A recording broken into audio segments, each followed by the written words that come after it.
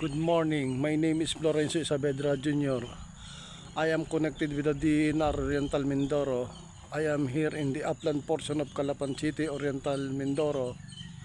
As you see in my background is the city of Calapan.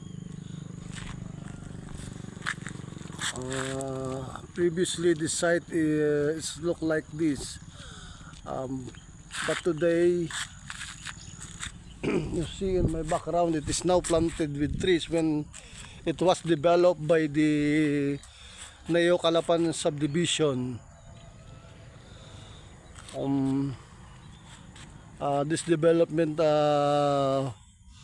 was pursued by both the national, local government and the business sector.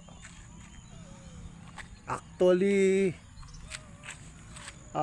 because of the demand for higher unit for housing of the city of Calapan, this upland portion was converted into a subdivision.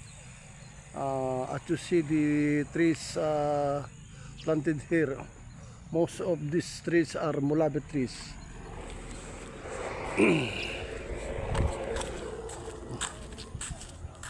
These mulabe trees are very rare to find here, as you know. This is mostly planted in the upland portion of Oriental Mindoro, but very rare tree left in the upland. Now, as a forester, I believe I can contribute to the continuity of the sustainability through advising the developer for the for the use of trees like this for landscaping. Since I am resident of this subdivision, I believe that my daily observation can help in seeing the transition from bare land to sustainable living communities.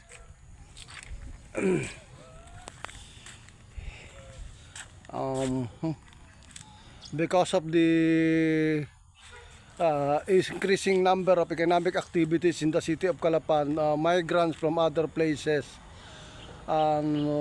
came here, as well as by virtue of Calapan City as the regional hub for Mimarupa. There are a lot of regional office established here, like the Office of the Philippine National Police and other agencies.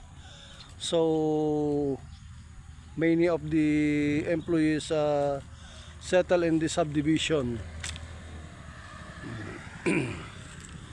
Now I believe that this kind of development should be controlled, because of, there are only few upland portion in the city of Calapan.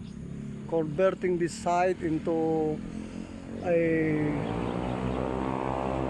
other uses like a residential site will affect the climate condition of the area, because there will be removal of many trees in the site. So as a student of sustainability, I believe this kind of activity should be limited only. Thank you.